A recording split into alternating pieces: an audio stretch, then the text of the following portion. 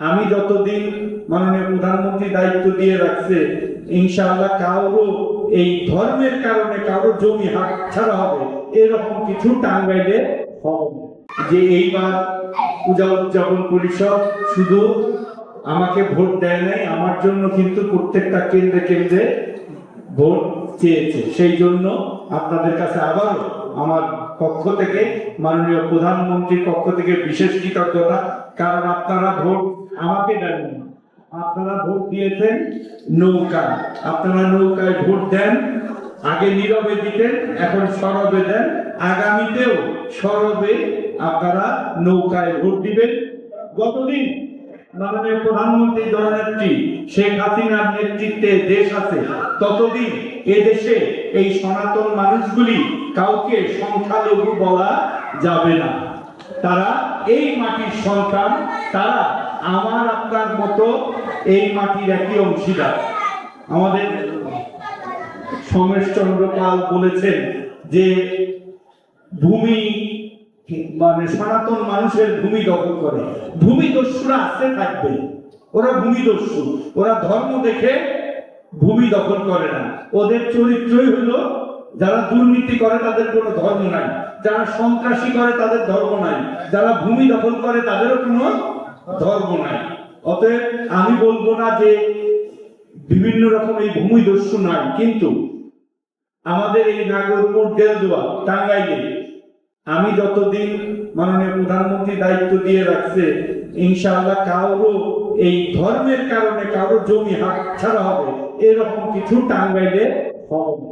শুধুমাত্র হিন্দু ধর্মের মানুষের জন্য না, আমাদের জন্য কিন্তু নাগরপুরের একটা গর্বের জায়গা হলো এই কালী মন্দির, দর্শনীয় জায়গা হলো কালী মন্দির। বিভিন্ন জায়গা থেকে মানুষ আসে।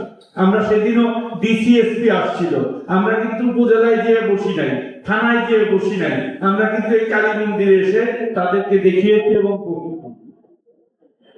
সনাতন ধর্মের যারা অনুসারী তারা শুধু ধর্মই না, আমাদের সংস্কৃতিকে ধারণ করে, আমাদের ঐতিহ্যকে ধারণ করে। আমাদের সংস্কৃতি, আমাদের ঐতিহ্য, বাঙালি যা কিছু আছে সবকিছু মিলেই কিন্তু সনাতন ধর্ম। একটা কথা ঠিক, আজকে কথাটা উঠেছে, আমি নিজেও বিশ্বাস করি, আপনাদের ভোটে, আপনাদের দোয়ায়, আপনাদের সহযোগিতায় এমপি না হলে কিন্তু মাননীয় প্রধানমন্ত্রী আমাকে প্রতিমন্ত্রীর দায়িত্ব দিতেন না। তাই আমার সবসময় মূল জায়গাটা হলো আমার নাগরপুর এবং দেলদুয়া এবং তার মানুষের ভাগ্যের পরিবর্তন, তারপরে টাঙ্গাইল, তারপরে দেশ। যদিও মন্ত্রী হিসাবে দেশের দায়িত্বটা বেশি। আপনারা সবাই নির্বাচনের সময় বিভিন্ন জায়গায় বলেছেন যে এবার এমপি হলে মন্ত্রী করতে হবে। এখন করে আমি বিপদে আছি, সময় দিতে পারি না।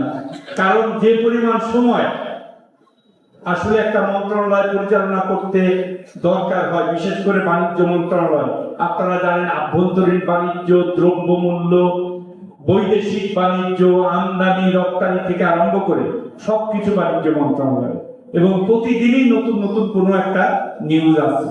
আমাদের দেশকে এগিয়ে নিতে হলে আমাদের দেশের রপ্তানি বাণিজ্য বৃদ্ধি করতে হবে, কর্মসংস্থান করতে হলে রপ্তানি বাণিজ্য বৃদ্ধি করতে হবে। রপ্তানি বাণিজ্য বৃদ্ধি করার জন্য আন্তর্দেশীয় সম্পর্ক আমাদের স্থাপন করতে হবে। আমরা স্বাধীনতার অনেক বছর হয়েছে, এটা শুনতে খুব ভালো লাগে না যে আমাদের স্বাধীনতার এত বছরে শুধু ভুটানের সাথে আমাদের একটা বাণিজ্য চুক্তি আছে, আর কোন দেশের সাথে আমাদের কোনো বাণিজ্য চুক্তি নাই। তা আমরা লক্ষ্য নিয়েছি যে আগামী 2 বছরে ইনশাআল্লাহ অন্তত পক্ষে 26টি দেশের সাথে আমরা বাণিজ্যিক চুক্তি করব। জাপানের সাথে আমাদের চলমান, নরেন্দ্র মোদী প্রধানমন্ত্রী হয়ে ঘোষণা দিয়েছেন যে বাংলাদেশের সাথে অর্থনৈতিক যে চুক্তি, আমরা যেটাকে বলি কম্প্রিহেন্সিভ ইকোনমিক পার্টনারশিপ এগ্রিমেন্ট, সেটা করবে। 8 তারিখে মাননীয় প্রধানমন্ত্রী চায়নায় যাচ্ছে, সেখান থেকেও আমাদের ফ্রি ট্রেড এগ্রিমেন্টের ঘোষণা আসবে। কোরিয়া আমাদের সাথে আগ্রহ প্রকাশ করতেছে, থাইল্যান্ড 14 তারিখে আসবে বাংলাদেশে, সিঙ্গাপুর আমাদের সাথে আগ্রহ প্রকাশ করেছে, ইউরোপ আমেরিকার সাথে তো আমাদের বাণিজ্য এবং বিভিন্ন সুযোগ সুবিধা আছে। মোদ্দা কথা হলো যে যত কিছু আন্তর্বাণিজ্য সবকিছুর মধ্যেই এই মন্ত্রণালয়ের কাজগুলি নিহিত। আমি সব সময় কাজ করার সময় একটাই চিন্তা করি যে এমন ভাবে যেন কাজ করি যাতে আমাদের নাগরপুরের মানুষ গর্বিত হয়, লজ্জিত না হতে হয়। কোনো কাজে হয়তো আমাকে হুজুর নাম হয় শুধু আমার হবে না, সাথে কিন্তু আমার এই ভোটার, আমার নাগরপুরবাসীরও সকলেরই কিন্তু মাথাটা নিচু হয়ে যাবে।